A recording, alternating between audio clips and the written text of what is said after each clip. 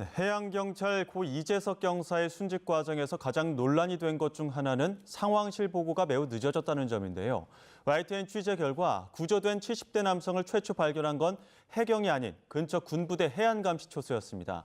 파출소에서 상황실에 보고한 지 25분 만인데 조금 더 빨리 제때 보고만 이루어졌어도 이 경사를 구할 가능성이 있었을 것으로 보이는 대목입니다. 이 내용 단독 취재한 취재기자 연결해서 자세한 내용 들어보겠습니다.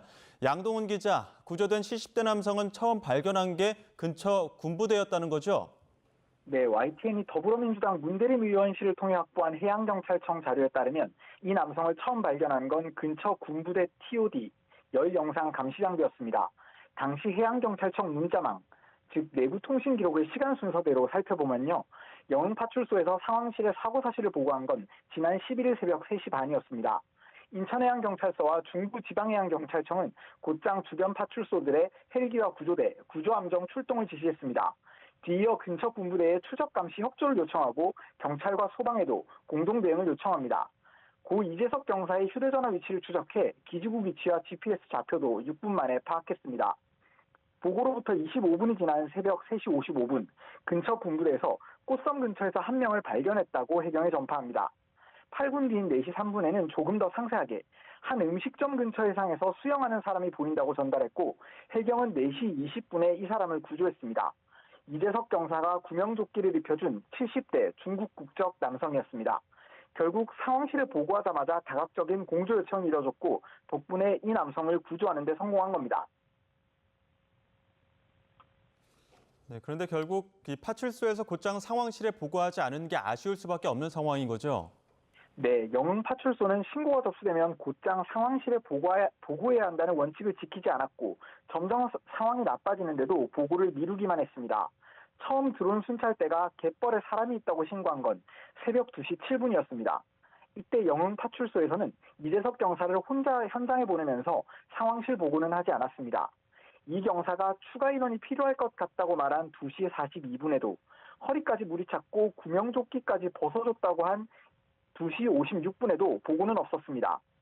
심지어 드론 순찰대가 위험하다며 지원을 요청한 3시 9분에도 경찰서에 보고하지 않고 자체적으로 살펴보려고만 했습니다. 현장에 나간 파출소 팀원들이 이 경사를 발견하지 못하자 그제야 상황실에 보고했는데 최초 신고부터 1시간 20분이 넘게 지난 3시 반이었습니다. 드론 영상을 통해 이 경사가 70대 남성에게 구명조끼를 벗어준 이후로 30여 분 동안을 물에 떠 있었던 것으로 확인됐는데요. 보고가 조금만 더 빨랐다면 TOD 장비를 가진 군 등과의 공조를 통해 이 경사를 발견할 가능성도 있었던 상황으로 보입니다.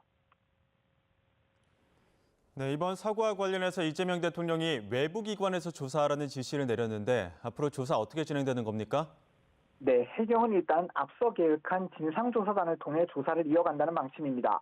외부의 독립적인 기관에 맡겨 엄정하게 조사하라는 이 대통령의 지시 취지와는 온도차가 있어 보이는데요.